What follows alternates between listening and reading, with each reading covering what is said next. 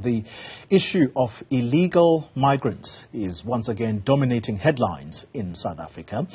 Over 80 allegedly undocumented migrants have been arrested following the gang rape of 8 women. However, the National Police Commissioner Fannie Masemola has confirmed that none of the suspects have been positively linked to the Krugersdorp gang rape attack. Let's expand more on this discussion now. Thandi sits with me in studio. She's from Media Monitoring Africa and ActionSA leader Herman Mashaba joining us virtually too. Both of you, thank you very much for your time. Let me start in studio. Thandi, when you hear that over 80, these are people that are, at least from what police are telling us, their status, legal status in South Africa is in question. Now, they have not been positively linked to the gang rape of the 8 women in Krugersdorp. But when you link these two cases together, it takes us back to how this country is grappling with the matter of managing its borders, but in particular, foreign nationals who live in South Africa. I'm struggling to frame my question to you exactly, but give us your thoughts about the state of affairs as they hold right now, specific to this case. Yeah, well, thank you for having me, and it's great to be in studio. You know, it's a really difficult conversation to have because there's so many nuanced issues that we're dealing with at this time. And we've been experiencing a number of different xenophobic flare-ups as well, recently over the last couple of months. And, you know, what seems to be coming out of the reporting over the weekend is having these two cases linked between the arresting of the undocumented migrants. And I think it's so important to call these people undocumented migrants, not illegal immigrants or illegal foreign nationals, because that already sets the tone of simply being in the country is illegal. It sets a conversation about criminalizing or already assuming criminal activities when you are a migrant that happens to be undocumented. You know, and I think that's also a number of conversations to be had around that. But it's unfortunate that we're throwing around all these terms and then dealing with the case of a horrific criminal activity that took place over the weekend. Yeah. What does it matter whether what nationality the people who committed this crime are? And I think that's the important conversation to be having. Before I go to Mr. Mashaba, who do you blame for that? Or do you blame anyone for immediately identifying and saying these are illegal people in the country? What we saw were men gang raping women, and I think that's what we need to be focusing on.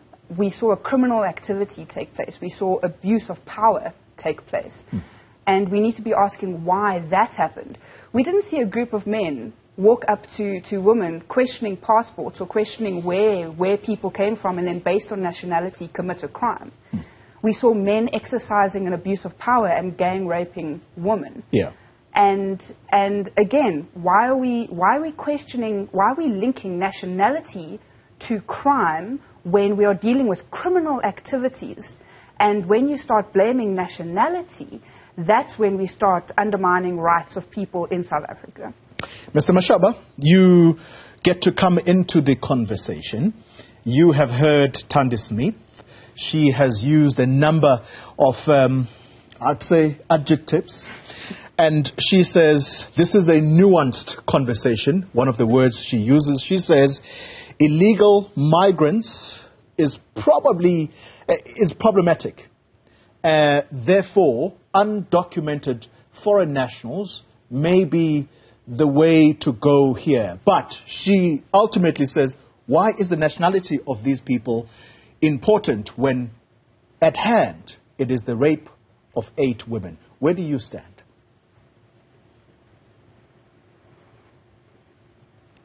Well, I think, Toli and your fellow, thank you very much for giving me this opportunity. I think we must not obviously try and really play around with words. South Africa is facing a massive challenge of illegal immigration. And I want to remind you, Toli, on the 1st of December 2016, when I was the mayor of the city of Johannesburg, and I raised the question of the level of illegal immigration in South Africa, and asking South Africans to confront this particular matter, confront it directly. But who's responsible?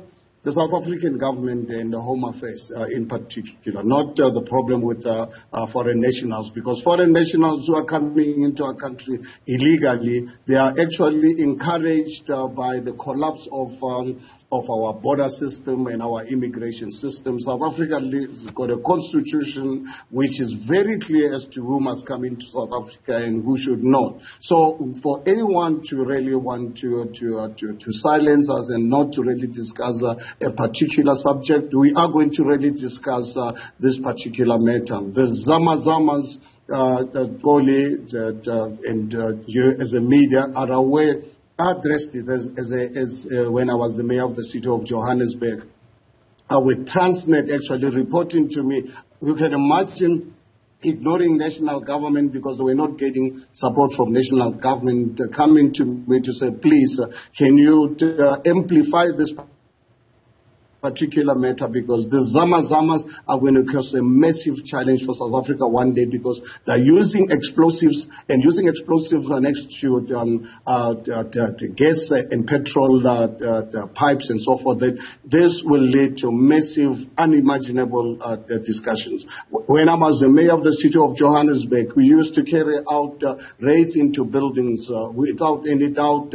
Up to 80% of most of the buildings where people were in South Africa illegally. So I don't understand how anyone should say, we must not say we found people in a building, or the Zama-Zamas. If we get such big numbers of illegal people, undocumented, we've got to call it as it is. Yeah. But at the end of the day, we're not really blaming them. We're blaming our government for not implementing the rule of law and following on our constitution. Thandi Smith, let's come back to you. Part of the reason we have called you for this conversation is around how the media has been reporting on the issue of foreign nationals in the country. If you were to go on social media on the back of this particular story, this terrible story of the rape of 8 women, by the way, the community of Krugersdorp is very clear that these are people who come from Lesotho, some of them from Mozambique, and they are doing this to us. We want them to go. Yes, legally, nothing has been concluded, but these are the victims, some of them, that we have been speaking to. Part of the reason we brought you here as Media Monitoring Africa is to say, how have we, as media, been reporting around the issue of undocumented foreign nationals, as you prefer, since the start of the xenophobic attacks in this country? I think it was back in 2008. Do you think that media has been walking on eggshells and perhaps to some extent making a case for undocumented migrants to be treated in a way, in a special manner, so to speak? Yeah, so I think that we've seen a sort of, up and down coverage of media when it comes to undocumented migrants. And I think that we have seen instances where media has contributed to and fueled tensions between South African citizens and undocumented migrants when it comes to xenophobia and Afrophobia. And I think it also sort of speaks to a grappling with the terminology of what is xenophobia, what is Afrophobia, and actually treating the issue of xenophobia as seriously as we do racism and hate speech. And it's about how media frames the conversations that we have in de-escalating, or in trying to de-escalate tensions between South African citizens and people from other African countries. In fairness, Thandi, I'm sorry to cut in. Yeah. You have to then put yourself, and we're going to speak hypothetically now, over 80 people that we are told by law enforcement are illegal migrants in the country or undocumented foreign nationals. The minute they report to us that one of them has been positively linked to the rape of those 8 women, how does the media get to be blamed for reporting what is? Are media asking the right questions when it comes to reporting on undocumented migrants? Are media asking the right questions about what government is doing and where the loopholes in immigration policies are? Are we questioning the functioning of our Home Affairs departments and our system and our border controls and borders? You know, it's not to say that media shouldn't be reporting on the issue and shouldn't be reporting on the issue of undocumented migrants in the country, but it's about linking the fact that someone is simply from a different country to a criminal activity. You know, what good would come of that other than fueling tensions and creating an air of violence? So it's media have a responsibility to be questioning the system and to be questioning why these criminal activities are taking place. What in the system is allowing this kind of situation to happen? It's not because these people who committed this crime are from a different country. It's because of the circumstances and the situation that they find themselves in. And we need to be asking the bigger question about what contributes to that context, not about where they come from. Mr. Mashaba, you have at some point come under fire. In fact, you probably would say you have been demonized as a person who hates foreigners. But as you've constantly said, that your issue really does not have to do with the undocumented migrants, the people who are to blame, as you've just stated. It's the government that have allowed this situation. With the Zamazamas specifically, it's an ongoing matter which some people are saying has been allowed by the government of the day to continue, and in some instances to actually almost become a formal business. The police minister was addressing a media briefing yesterday saying at some point they were confused that one of the operations seemed so sophisticated and they thought that it was a legitimate business, only to find later that it was Zamazamas, and they had built up this operation so well that it really had disguised the fact that it was a criminal enterprise. Again, I suppose I'm going back to who is to blame. How do you think we have done as media to fairly report on this sensitive topic? I think, Toli, for me, as far as I'm concerned, people like Thandi are the ones who are actually fueling xenophobic tendencies in this country, because they're refusing South Africans to respect the rule of law and respect our constitution. I don't understand what interest do they derive by wanting the media to manipulate the truth and the reality of what's happening on the ground. So honestly, I honestly don't really understand what is it that they're driving. I just want to get Thandi to really understand that I'm the last South African who's going to be silenced to speak about the ills and the evils of what's happening in our country. And I think, and I take personal offense to it when we raise the issue of illegal immigrants. People talk about Africans. We've got how many people from Pakistan, from India, from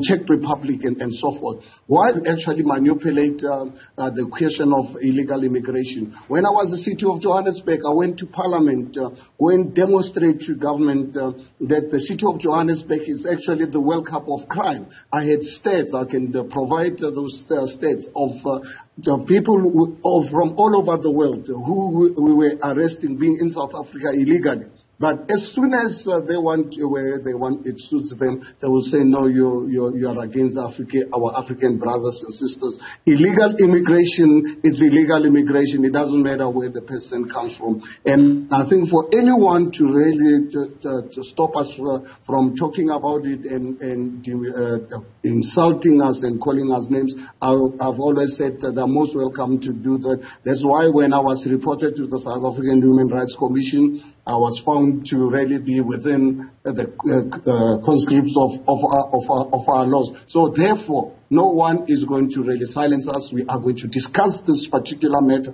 But at the end of the day, we are going to hold the government accountable. This ANC government that has allowed this chaos in our country, because ANC is the one that reported me to the South African Human Rights Commission and unleashed organizations like some of the organizations that Thandi and others are representing, including some people in the media, demonized me, requested, wanted me to apologize, and I refused to apologize. I said, no, well, let's get President Cyril Ramaphosa to apologize to South Africa why they are not following on our constitution and the rule of law. So this issue is so deep, but we have to really discuss it. It is sensitive.